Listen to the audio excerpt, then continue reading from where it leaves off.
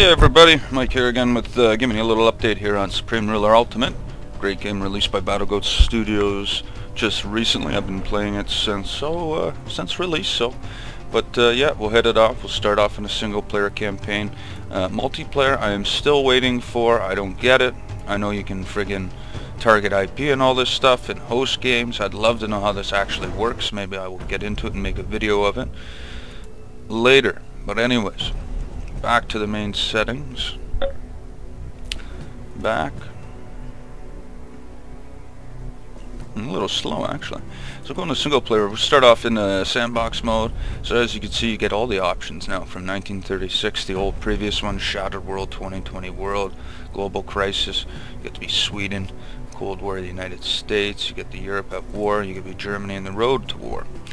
But for this one, I will choose 2020 World. Who should we be? Let's be... Ooh, who's this country? Burundi. I don't know if that's an island. Landlocked, resource poor country with underdeveloped manufacturing sector. Let's start with these guys. Burundi. Well, landlocked. We will make them no longer landlocked. Ooh, little guy. Look at him. Shoot, 500,000 people in it. Alright, well, this is it. Supreme Ultimate. Pretty much like all the other ones, 2020 Gold. Obviously, there's been incremental improvements every game since 1936. 1936 was my favorite addition to the group. But starting off with this, it's all pretty much the same as the rest of the games. You can control the speed of the game here. All of your minister controls are all down here. This is for your defense, of course. We got defense production control. We have research, which is very important. You can click through here. We got resources, so this is actually really important. You get to control your food. You get to control rubber production, lumber, oil, coal, metal ore, uranium, electricity, military goods, sorry, industry goods, and consumer goods, which you all need to have a balanced and prosperous economy. This is where you actually get to control your income, taxes, and social spending here. So it's actually pretty low for this country. It's actually not bad. Taxation's pretty high. That's okay. But yeah, it looks like a good game. So here I am as Burundi. Let's start off. We got some military production. We got some reserve units of 32. I'm pretty sure I could take over Rawanda. What do you think? I think so. Let's build some military though. I got 40,000 in reserve. We can go one more of those. Let's get some boys building here. Light infantry. I don't really need to put 10 in there. I put 1. This is how you build units anyways. Your obvious choices here. You could turn on some cheats. For this one I'm not. Just simply for the fun fact of it all. I think I could take out Rwanda pretty simply in a few minutes here. I'll come back to it though in a few. I'm going to develop now. But this game has a lot of aspects to it. What I think a lot of games don't really offer, which is if you want to deal with diplomacy, I can go right in here. You could set up air transit, non-aggressors packs, sea transit, and supplies. Like there's just so many options for diplomacy. I wish there was more when you actually get to see this big list. Like you could think of so many more. What I could think of, like building permits, direct investment, foreign investment controls. You know, I'd love to see an option put in where you could actually like go in, say here, go to this country, slice out a little piece of land and say, hey, I'll give you 50 million bucks for that land, and see if they'd approve it. And if not, they would come back with half of it. Even though it would be highly unlikely, but it would still be very interesting to see happen.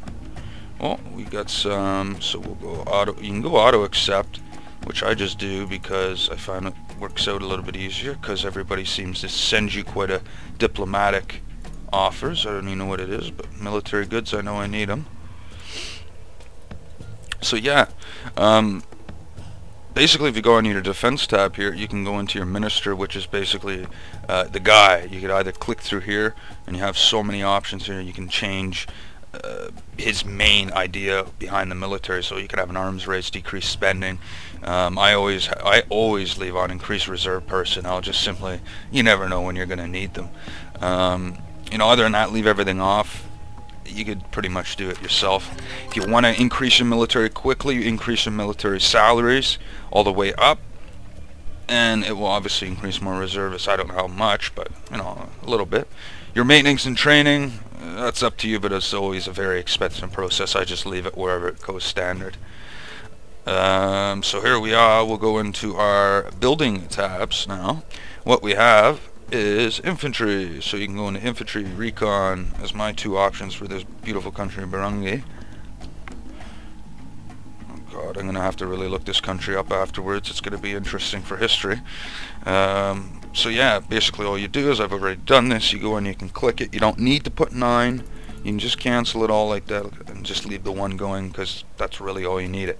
Now if you want, you could switch up the units and then it will automatically filter. So if you go 1 here, 1 there, and we'll say 1 in the recon, it will cycle through those 3 units as you let it. But yeah, basically it's all the same for Navy and all that. You just have to have a naval building or a Air Force building. Next you go into research. You got your tab guy here, same thing, same principle. You can go in here and change and tell him what to specifically research if you don't like what he has here. And of course just do it all manually. That's usually what I do. Just click on the little add to research tabs and you can see all the options which you have. Quite a bit for here, so that's about 40.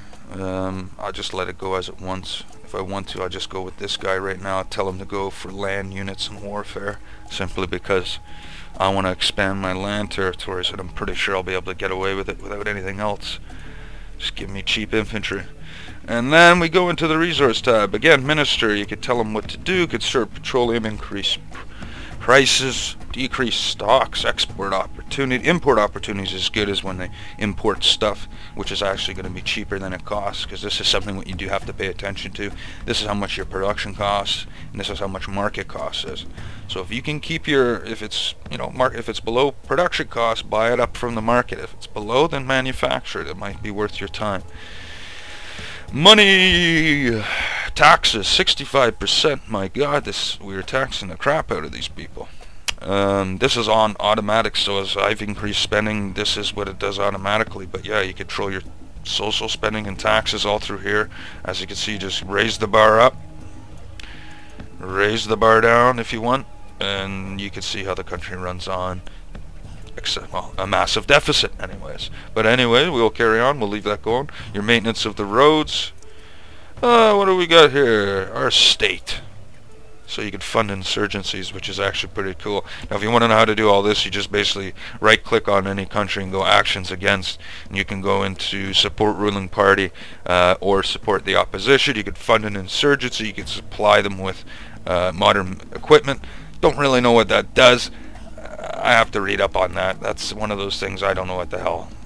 Anyways, and these two, I never used them, but basically if they have a unit what comes onto your territory, basically boom, automatically go to war, or you send your guys to, I don't know. We'll try it out though. We'll try it on Rawanda in just a few minutes here. And then we have just a basic overlay of your country. So if you want to know, like, look at, this is all per tab, like you can see the population distribution of this country, 117 per square, 98, 170, supply levels, what type of land it is, if dry, normal, lots and clear, it's to plains. So if you want to advance, it's absolutely quite, would be interesting to see advance across the friggin' islands. Anyways, shit. Tanks away. And what do we got here? We got strategic target pool. I've never seen this, so this is something new what they have added. I will have to look into this. Excellent. So this is all for the missiles. Also, you can actually deploy them to so this is when you actually build missiles. Later in on the game, anyways, you can build land, launch, naval, air, and you just throughout your units. If they're in reserve, you could deploy all the missiles to the units, and it'll automatically fire from there. All your facilities and complexes, hotspots, blah blah blah. So here we go. War, baby.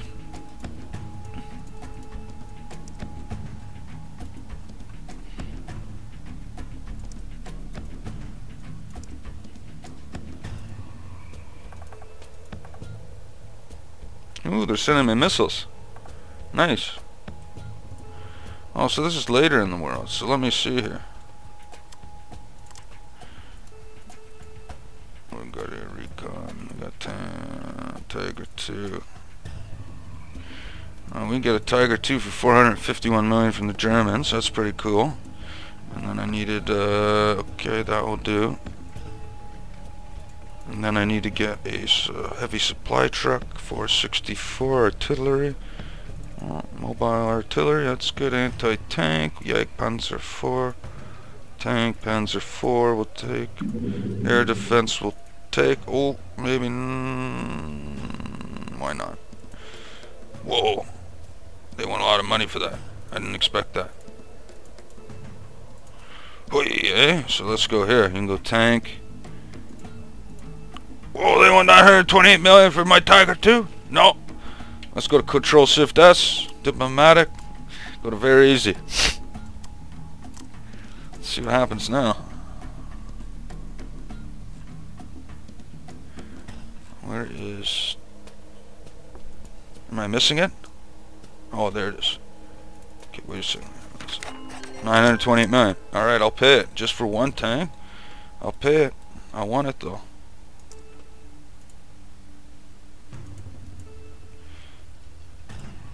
Alright, so now what we got that.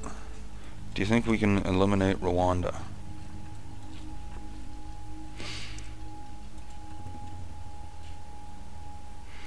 Do you think this will be enough against the great Republic of Rawanda? I don't know. Wish me luck. Here we go. Scrum.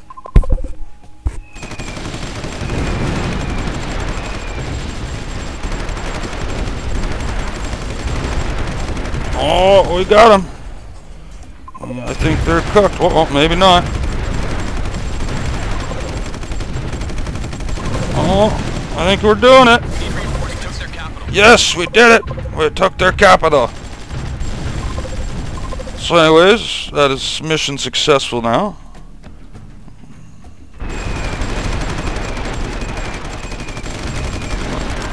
Some more men's down there. They're holding out. Alright, we will annex it. Excellent. So now I have just... Excellent. That's all I'm going to say. So now we're up to this population of 16 million. No income. I'm going to throw everybody back in the reserve. So this is actually cool. So when you're on the battlefield, you can take all your units, hit repair, reserve, they all go back in. Hit reserve, they all go back to the military depots. Turn this off so they don't come out. And you're good. So yeah, that's pretty much a quick introduction to Supreme Ruler. There's a lot more to go through, like all down here. This is pretty much useless junk. I never use it, but if you really want to, you can. I can tell you where garrisons are, map loyalty, all this basic other worthless stuff. But anyways, over time, as you can see, they're still not really loyal to me, but it's okay. In time, they will.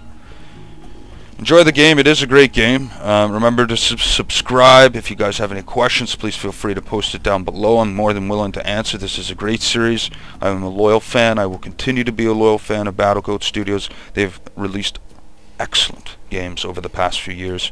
Well, decades, I should say. Although I've only been lucky to start playing in the last 10 years or so. Anyways, hit me up with some messages. Take care, guys. Bye for now.